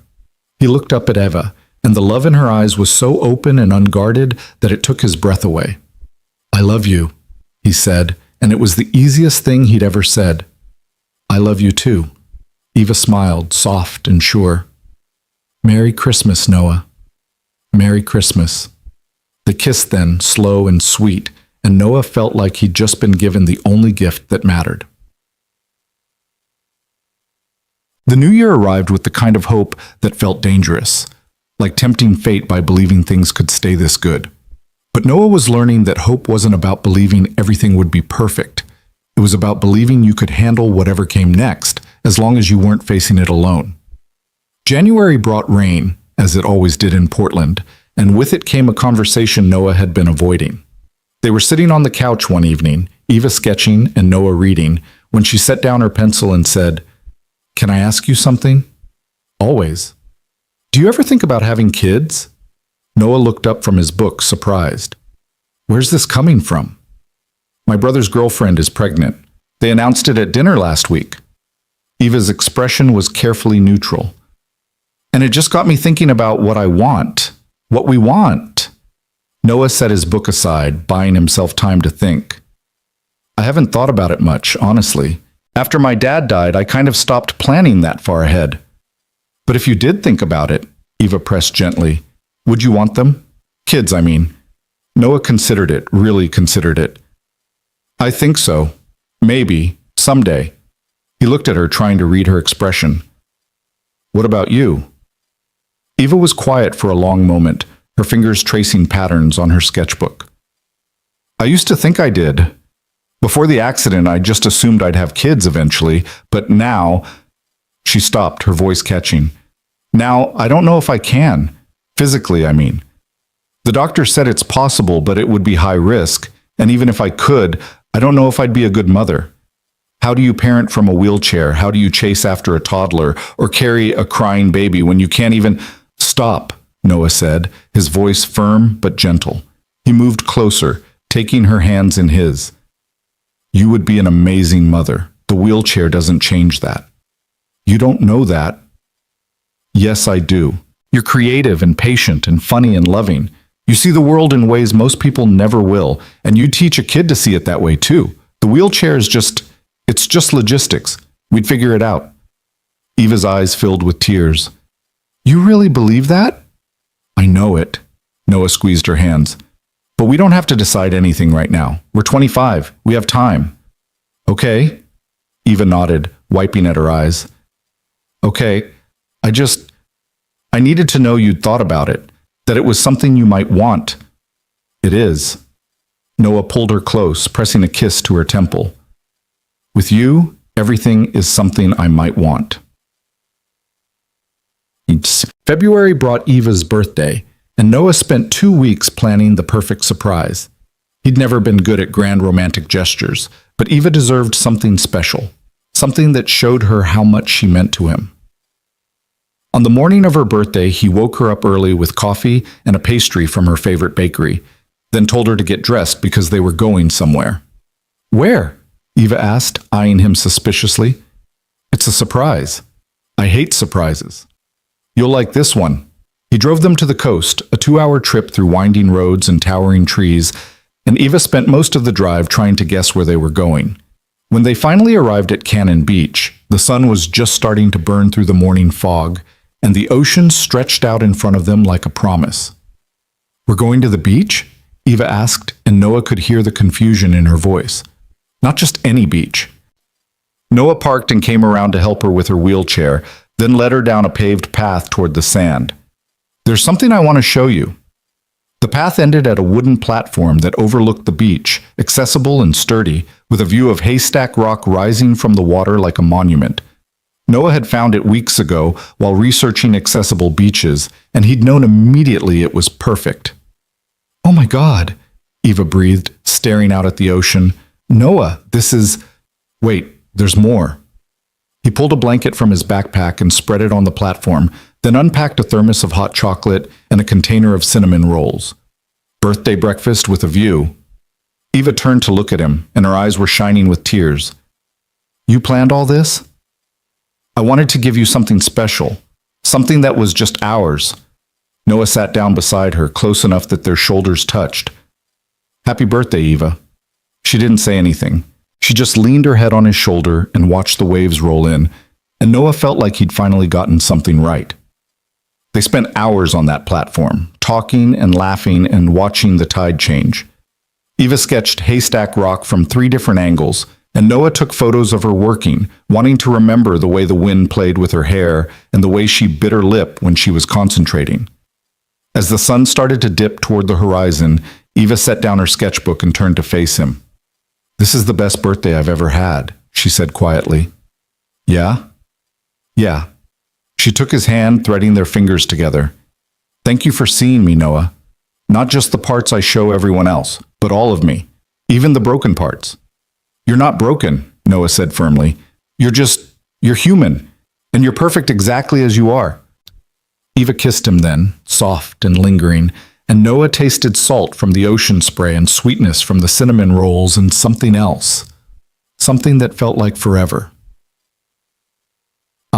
March brought the kind of rain that made you question why anyone chose to live in the Pacific Northwest, and with it came a shift in Eva's work. She'd been picked up by a major publishing house for a 3-book deal, illustrating a series about a young girl who solved mysteries with her service dog. The advance was generous, the timeline was tight, and Eva threw herself into the work with a focus Noah had never seen before. He was proud of her, fiercely, protectively proud, but he also started to feel her absence in small ways. She worked late into the night, her desk lamp still glowing when he went to bed. She forgot to eat lunch, forgot to answer texts, forgot that the world existed outside of her art. Noah didn't complain. He understood what it meant to be consumed by work, to lose yourself in something that mattered. But 3 weeks into the project, he came home to find Eva still at her desk at 8 o'clock, her eyes red from staring at the screen and her left hand cramping from holding the stylus. Eva, he said gently, you need to take a break. I can't. I have to finish this scene tonight. You said that last night and the night before. This is important, Noah. She didn't look away from the screen. This is my career. I can't just stop because I'm tired. I'm not asking you to stop. I'm asking you to take care of yourself. He moved closer, putting a hand on her shoulder. When's the last time you ate? Eva frowned, thinking. Lunch.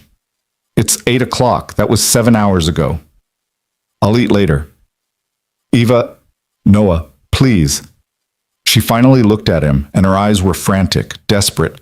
I need to do this. I need to prove I can handle it. If I screw this up, if I miss the deadline, they might not hire me again. And I can't afford to lose this opportunity. Noah saw it then, the fear underneath the determination. Eva wasn't just working hard. She was trying to prove she was worth investing in, trying to show the world that her disability didn't make her less capable. And Noah understood that, understood the weight of needing to be twice as good just to be seen as equal. Okay, he said quietly, but I'm making you dinner, and you're going to eat it, and then you can go back to work. Eva's expression softened. Thank you. Noah made pasta with garlic bread, simple but filling, and brought it to her desk on a tray. They ate together in comfortable silence, Eva's eyes never leaving her screen but her hand occasionally reaching out to squeeze his. When she finished eating, she set down her fork and looked at him, really looked at him, and said, I'm sorry I've been so absent lately. You don't have to apologize. Yes, I do. You moved in with me and I've barely been present. She reached for his hand. I know this is hard, and I know I'm not making it easy. This is your dream, Noah said simply. I'm not going to make you feel guilty for chasing it. Eva's eyes filled with tears, but she blinked them away. I love you. I love you too. Now finish your scene so we can go to bed. She smiled, and Noah felt like he'd just won something important. April brought cherry blossoms and the kind of weather that made you remember why you lived in Portland despite the 9 months of rain. Eva finished her first book illustration, submitted it on time, and received glowing feedback from her editor. She celebrated by sleeping for 12 hours straight, and when she finally woke up, Noah was there with coffee and waffles and a plan to spend the entire day doing absolutely nothing. They lounged on the couch, watched bad reality TV, and ordered pizza for dinner even though it was barely 5 o'clock. It was perfect in its laziness, proof that they could exist together in the mundane moments just as easily as the significant ones. That evening, as they were cleaning up pizza boxes and debating whether to start another episode, Eva's phone rang. She glanced at the screen and frowned. It's my mom. Give me a second. She answered the call, putting it on speaker. Hey, Mom, what's up? Sweetheart, I have some news. Her mother's voice was careful, measured. Your Aunt Karen is sick.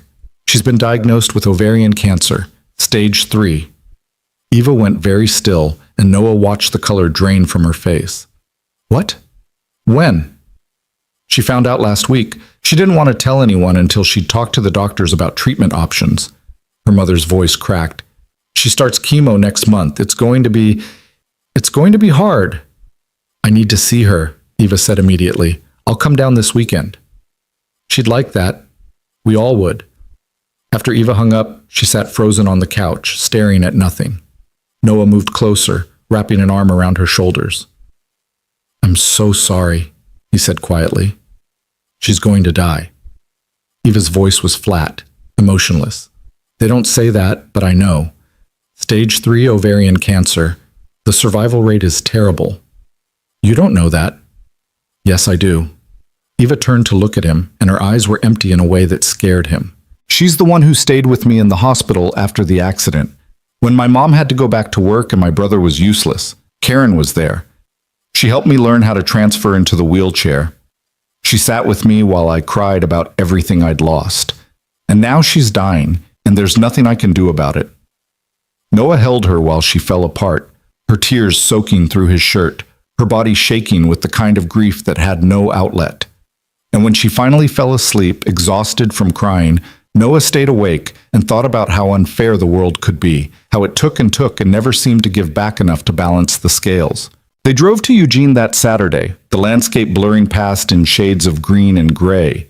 Eva was quiet the entire trip, staring out the window with an expression Noah couldn't quite read. Grief mixed with something harder, something that looked like resignation.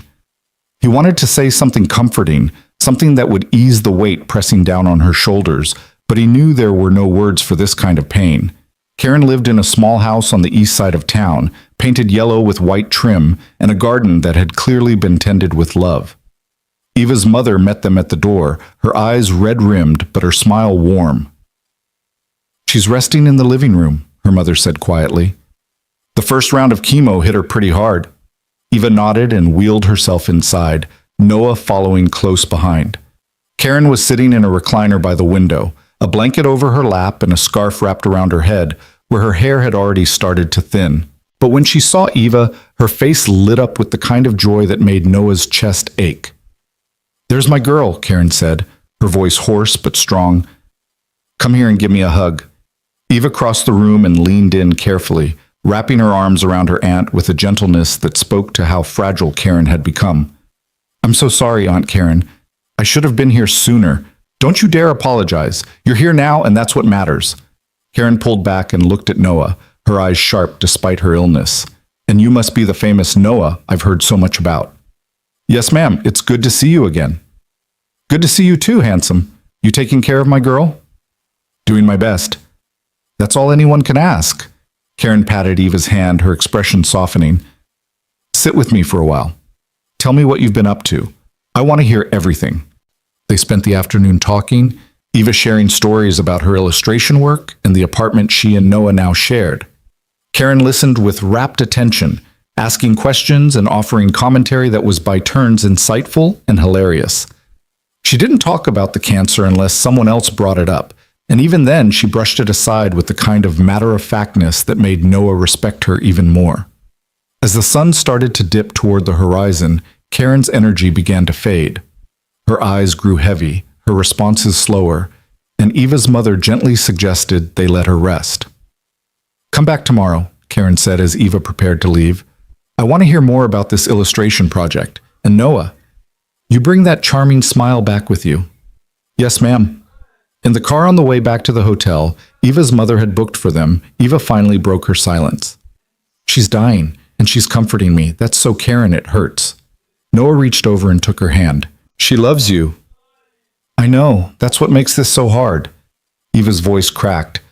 I keep thinking about all the times I didn't call her back, all the visits I put off because I was too busy or too tired, and now I'd give anything for more time. You're here now. That's what matters. Is it enough? Noah squeezed her hand. It has to be. They spent the night in a hotel room that smelled like industrial cleaner and stale coffee, lying side by side on a too-firm mattress and listening to the sounds of traffic outside. Noah held Eva while she cried, her grief spilling out in waves that seemed endless, and when she finally fell asleep, he stayed awake and thought about how love meant showing up for the hard parts, even when you didn't have the answers. The next morning, they returned to Karen's house with coffee and pastries from the bakery Eva's mother had recommended. Karen was sitting up in bed, looking more alert than she had the day before, and when she saw the pastries, she laughed. "You remembered my weakness, lemon scones. Come here, both of you." They spent the day playing cards and watching old movies, and by the time they left that evening, Eva seemed lighter somehow, like she'd found a way to hold her grief without being crushed by it. On the drive back to Portland, Eva turned to Noah and said, "Thank you for coming with me. I couldn't have done this alone." "You're not alone. You never have to do this alone." Eva leaned over and kissed his cheek, soft and lingering. "I know. And that's everything." May brought warmth and longer days, and with them came a routine that felt almost normal. Eva visited Karen every other weekend, sometimes with Noah and sometimes alone, and slowly learned to navigate the reality of loving someone who was dying. The treatments were brutal. Karen lost more weight, her energy flagged, her vibrant personality dulled by pain and medication, but she fought with a determination that inspired everyone around her, and Eva drew strength from that fight, even as it broke her heart. Noah learned to be what Eva needed in those weeks, sometimes a shoulder to cry on, sometimes a distraction, sometimes just a presence in the room when words felt inadequate. He started cooking meals Eva could take to Karen, soups and casseroles that were easy to digest, and full of the kind of comfort that only food could provide. And on the weekends, when Eva couldn't make the trip to Eugene, he'd sit with her while she called Karen on video chat, holding her hand when the conversations got hard.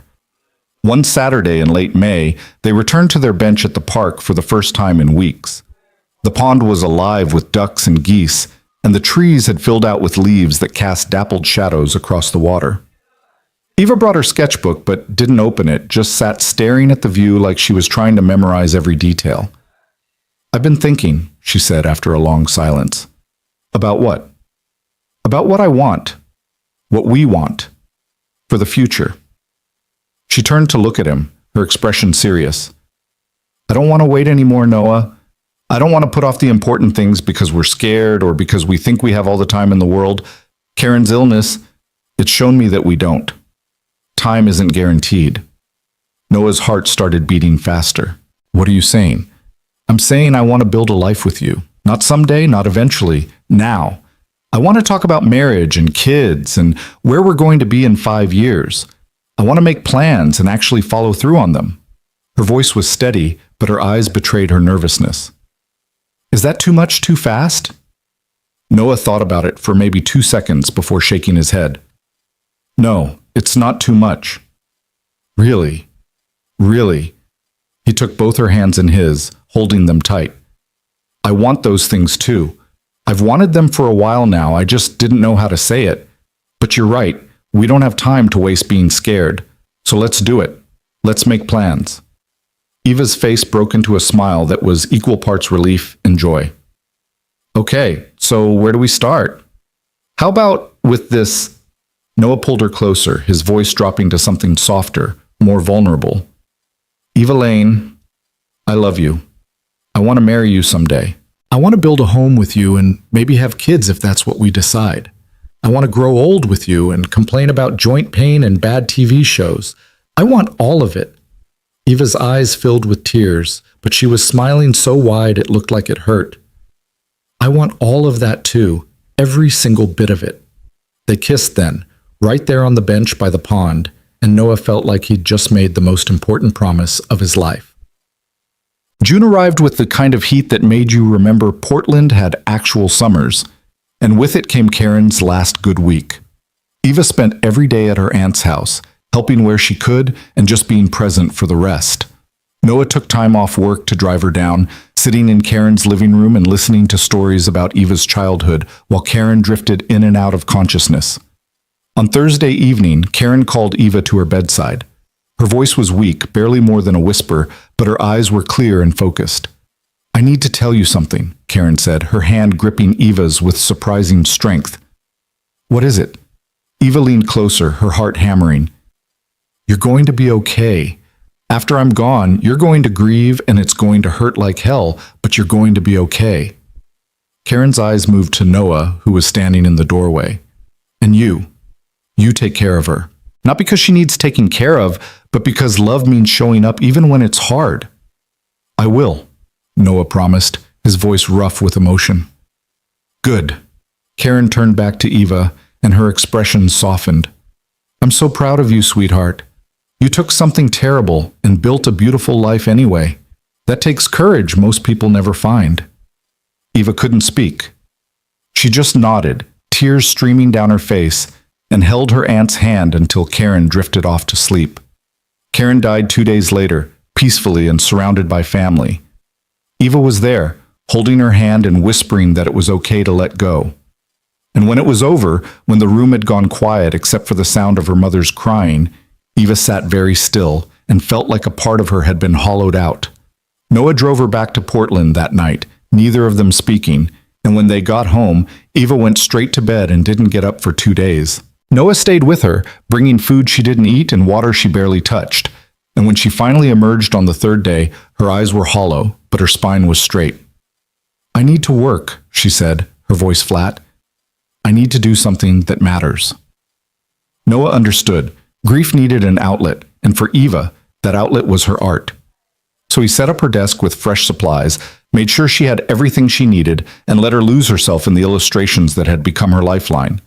She worked for 3 weeks straight, barely sleeping, barely eating, pouring all her pain and loss into drawings of a young girl and her service dog solving mysteries. And when she finally finished, when she submitted the completed manuscript to her editor and closed her laptop, she turned to Noah and said, I need to go to the park. They went that Saturday, returning to their bench for the first time since Karen's death. The pond was the same as it had always been, the water still and reflective, the trees leaning over like old friends. Eva sat in silence for a long time, her sketchbook in her lap but unopened, and Noah just sat beside her, his presence steady and unwavering. I don't know how to do this, Eva said finally, her voice small. I don't know how to exist in a world without her. You just do, one day at a time. Noah reached for her hand, and I'll be here for every single one of those days. Eva looked at him, and in her eyes was a grief so profound it took his breath away. But underneath it was something else, something that looked like gratitude, like love, like the beginning of healing. Promise? She whispered. I promise. They sat there until the sun started to set, painting the sky in shades of orange and pink and gold. And when they finally left, Eva stopped at the edge of the path and looked back at the bench. She would have liked that we have this place, Eva said quietly, that we built something here. She would have loved it, Noah agreed. Eva nodded once, then turned and wheeled herself toward the parking lot, and Noah followed, knowing that grief was just another part of the story they were writing together. July brought Eva's 26th birthday, and Noah knew better than to plan anything elaborate. Instead, he woke her up with coffee and her favorite lemon scones, then told her to get dressed because they were going somewhere quiet. He drove them to the coast, the same stretch of beach where they'd celebrated her last birthday, and they spent the day on the platform overlooking the ocean. Eva sketched Haystack Rock again, her lines more confident than they'd been a year ago, and Noah watched her work with the kind of contentment that came from knowing exactly where he belonged. As the afternoon stretched into evening, Eva set down her pencil and turned to face him. I've been thinking about what you said, about marriage and kids and the future. Noah's heart skipped. Yeah? Yeah. She took a breath, gathering courage. I think I'm ready. Not right now, but soon. I want to marry you, Noah. I want to build a life that's ours, not just something we talk about, but something we actually do. Noah felt something shift in his chest. A settling. A rightness that went bone deep. Me too. So we're really doing this? We're really doing this. Noah pulled her close, pressing a kiss to her forehead. But first I want to do something. What?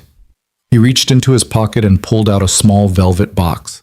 Eva's eyes went wide. Noah? I know we said not right now, but I bought this 2 months ago, and I've been carrying it around waiting for the right moment. He opened the box, revealing a simple silver band with a small diamond. I'm not asking you to marry me tomorrow. I'm just asking if you'll wear this as a promise that we're going to get there.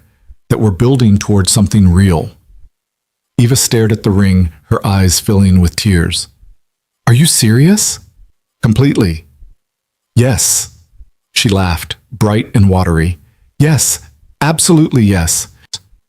Noah slipped the ring onto her finger, and it fit perfectly, like it had been made for her, like everything in their lives had been leading to this exact moment. They kissed as the sun set over the ocean, and Noah felt like he'd just been handed the future he'd been too afraid to imagine. August brought changes that felt inevitable and right. Eva finished her second book in the illustration series, and the publisher was so impressed they offered her a contract for 3 more. Noah got a promotion at work, a chance to lead his own crew on a major residential project. They started looking at houses, talking seriously about where they wanted to put down roots. But more than any of that, they continued showing up for each other in the small, unglamorous ways that mattered most. Saturday mornings at the park became sacred again, a ritual that grounded them no matter what else was happening. They cooked dinners together, argued about whose turn it was to do laundry, fell asleep tangled together on the couch, while bad TV played in the background. One particularly warm Saturday in late August, they were sitting at their bench when Eva pulled out her sketchbook and flipped to a fresh page. I want to draw something, she said, something for us. Something that captures what this place means. Noah watched as she worked, her left hand moving across the page with the kind of confidence that came from years of practice and recent grief transformed into art. She drew the bench, the pond, the willow tree leaning over the water. But she also drew 2 figures, one in a wheelchair, one sitting beside her, their hands clasped and their profiles turned toward each other.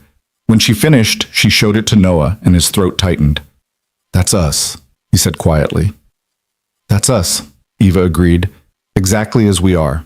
Not perfect, not fixed, just present, just real. Noah took the sketchbook from her hands and studied the drawing, memorizing every line and shadow. Can I keep this? It's ours, both of ours. Eva leaned her head on his shoulder. Everything from here on out is ours. They sat in silence for a while, watching the light shift across the water and feeling the weight of all they'd been through together. The awkward first date, the concerts and coffee shops, the grief and the joy and everything in between. And Noah realized that this was what love looked like. Not grand gestures or perfect moments, but this. 2 people choosing each other every single day, even when it was hard. Especially when it was hard. Bon. September arrived with cooler temperatures and the first hints of fall color in the trees. Eva and Noah started making concrete plans for their wedding. Nothing elaborate, just a small ceremony at the park with their families and closest friends. They picked a date in the spring, gave themselves time to save money and plan properly, and in the meantime continued building the life they'd promised each other. One evening in mid-September, they were sitting on their couch reviewing venue options when Eva's phone buzzed with a notification. She glanced at it, then went very still. What is it? Noah asked. It's an email from my editor. The first book in the series just hit the New York Times bestseller list. Her voice was stunned, disbelieving. Noah, I'm a best-selling illustrator. Noah felt a surge of pride so fierce it nearly knocked him sideways. That's incredible. I'm so proud of you. I can't believe it. Eva stared at her phone, tears welling in her eyes. After everything, after the accident, after all the times people told me I couldn't do this, I actually did it. Noah pulled her into his arms, holding her tight. You did it because you're talented and determined and you never gave up. This is just the beginning, Eva. She pulled back to look at him, and her smile was radiant. Aunt Karen would have been so proud. She would have been over the moon. They celebrated that night with cheap champagne and takeout Chinese food, toasting to Eva's success and the future they were building together.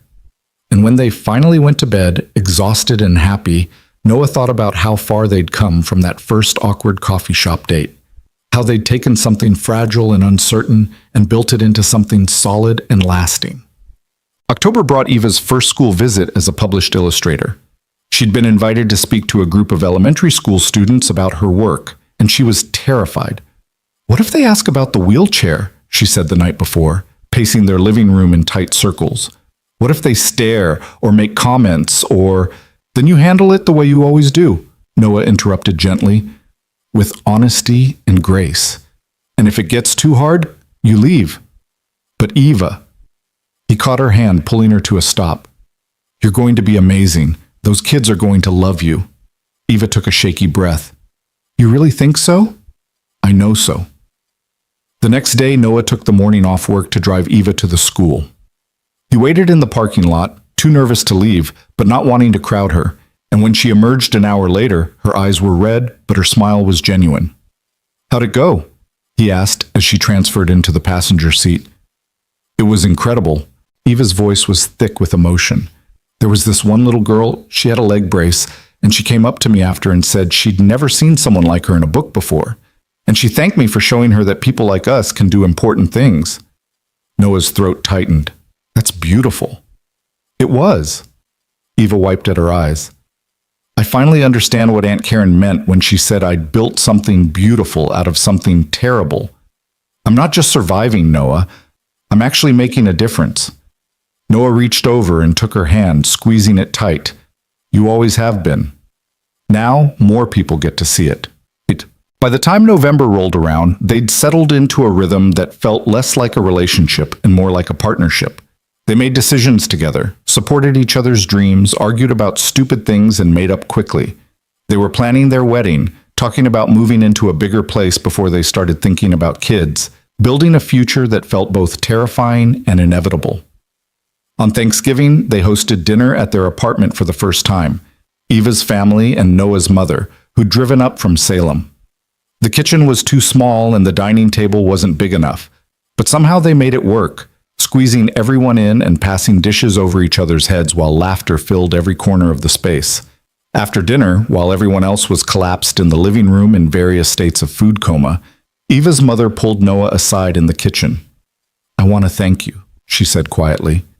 Noah frowned. For what? For loving my daughter the way she deserves to be loved. For seeing her as a whole person, not just the chair or the limitations. Her eyes were wet. She's happier than I've seen her since before the accident, and that's because of you. Noah's throat tightened. She makes me happy too. Happier than I knew I could be. Eva's mother smiled, then pulled him into a hug. Welcome to the family, Noah. Officially. Also, December brought the first real snow of the season, and with it came the anniversary of the day Noah had moved in with Eva. They celebrated quietly, ordering pizza and watching the snow fall outside their window while Christmas lights twinkled from neighboring buildings. Do you ever think about that first date? Eva asked, her head resting on Noah's shoulder. When I told you that you could leave if it was pity. All the time. Do you regret staying? Noah turned to look at her, cupping her face in his hands. Not for a single second. Staying was the best decision I've ever made. Eva's eyes filled with tears. Even with all the hard parts, the grief and the bad days and the public stares, especially because of those things. Because they're part of you, and I love all of you. He pressed his forehead to hers. You're not something I have to get through or tolerate, Eva.